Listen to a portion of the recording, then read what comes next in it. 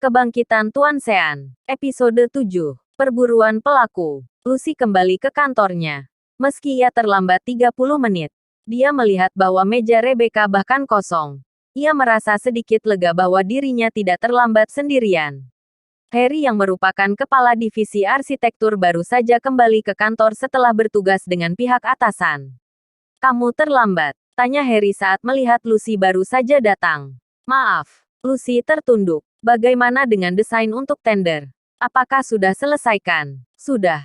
Aku akan menunjukkan padamu sebelum itu dikirim ke atasan."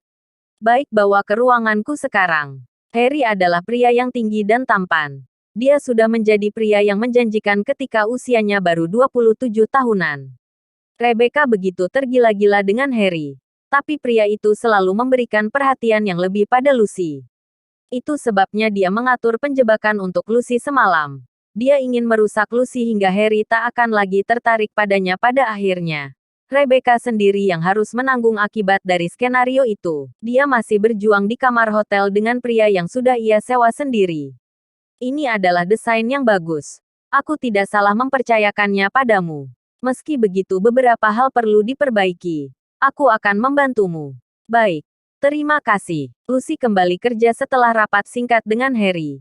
Ia menoleh pada meja Rebecca. Dia masih belum datang hingga tengah hari. "Apakah Rebecca izin hari ini?" tanya Lucy pada Desi rekan kerjanya. "Mungkin. Tapi lebih seperti bolos kerja mungkin. Aku tidak mendengar dia izin langsung hari ini." Lucy mengangguk kemudian kembali menimbun dirinya pada pekerjaan. Ia tak menyadari bahwa sesekali Harry sering melirik ke arah Lucy dari kaca kantornya. Pria itu tidak pernah menutup korden di ruangannya hanya agar bisa melihat aktivitas Lucy. Dia sudah lama menyukai Lucy, tapi masih enggan untuk mengakui perasaannya. Saat pulang kerja, Lucy tengah menunggu di depan kantor untuk mencari taksi.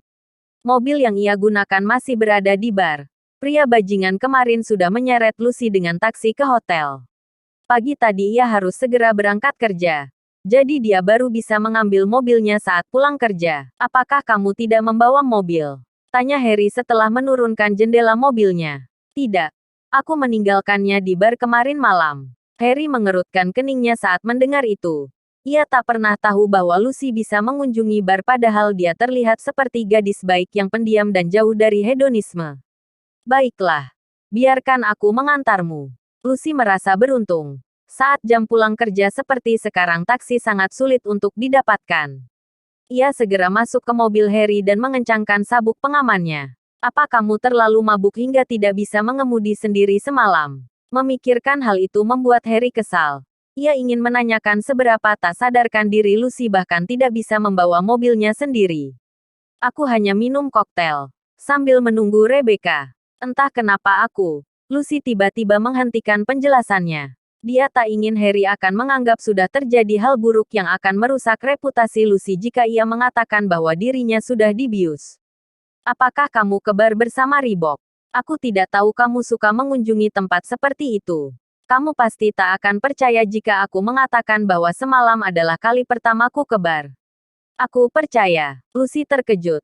Ia menatap ke arah Harry yang masih mengemudi dengan mempertahankan ekspresi wajahnya yang tenang. Sesampainya Lucy di bar, dia segera menuju tempat parkir tapi ia terkejut saat melihat pria kemarin malam juga sedang mengambil mobilnya. Ia agak mabuk semalam. Jadi memutuskan membawa Lucy ke hotel dengan taksi dan meninggalkan mobilnya di bar. "Kau," pekik Lucy dengan wajah yang ketus. Ia menghampiri pria itu dan hendak memberikan pukulan pada pria yang sudah kurang ajar terhadap dirinya. Saat melihat Lucy, pria itu gemetar ketakutan. "Aku minta maaf. Tolong lepaskan aku. Kami sudah membayar semuanya. Aku berjanji tak akan menampakkan diri lagi di depanmu." Lucy terkejut dengan wajah ketakutan pria di depannya. Lucy juga merasa terganggu dengan kata, "kami," yang keluar dari mulut pria itu. "Apa maksudmu dengan kami? Apakah kamu bersekongkol dengan orang lain?" Pria itu tak menjawab dan segera masuk mobil kemudian pergi. Lucy masih berdiri diam. Ia tak bisa mencerna perubahan sikap pria tadi yang tampak ketakutan. Seseorang sepertinya sudah memberi ia pelajaran atas nama Lucy. Hanya saja ia penasaran pada siapa orang lainnya yang berkomplot dengan pria itu. Apa yang terjadi?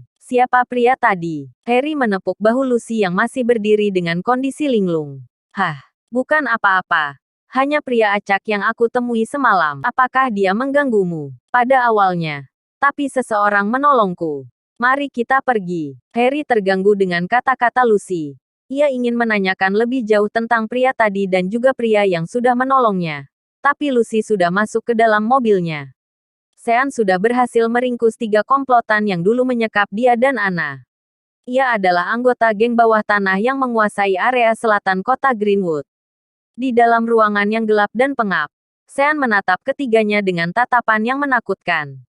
Masih ingat aku? 3 orang itu menggeleng. Mereka sudah berurusan dengan banyak orang. Jelas mereka kesulitan untuk mengingat Jonathan. 5 tahun lalu bukankah seseorang sudah menyuruh kalian untuk menyekapku dan seorang gadis di rumah kosong pinggiran kota?